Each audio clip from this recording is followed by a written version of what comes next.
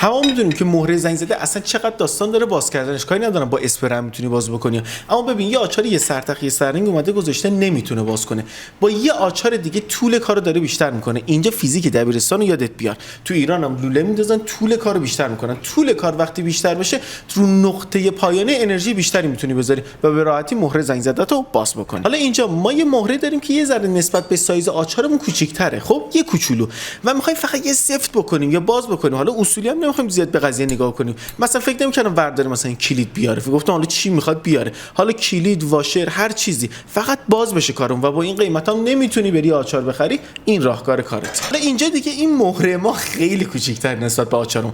آچار یه سرتخت داره، یه ورش سایزش 20، یه ور سایز 19. مهره فکر می‌کنم مهره سایز 6 باشه. خب اینجا نگاه کن، با دو تا دونه آچار اومده، من خودم رو تست کردم، با دو تا دونه آچار اومده انداخته، تونسته کار خودش رو انجام بده. ببین کار خودش رو باز بکنه یا ببنده. به خاطر یه مهره بعضی وقت نباید بری آچار بخری که نه باید بخری. حالا اینجا یه رابط داره روی لوله، رابطه رو نمیتونه باز بکنه. این واسه من خیلی جذابیت داشت که اومد دو تا دونه آچار رو انداخت به هم گیر داد که نیروی اولیه رو وارد بکنه، از اون حالت زنگ زدگی یه مقداری خارج بشه، کارش دیگه راحت بشه. یعنی یه فشار بیاره تموم. و لولم نمیتونست بندازه رو خود رابطه، اون سطح مقطعاش به هم دیگه نمیخورد و به راحتی کارش باز شد.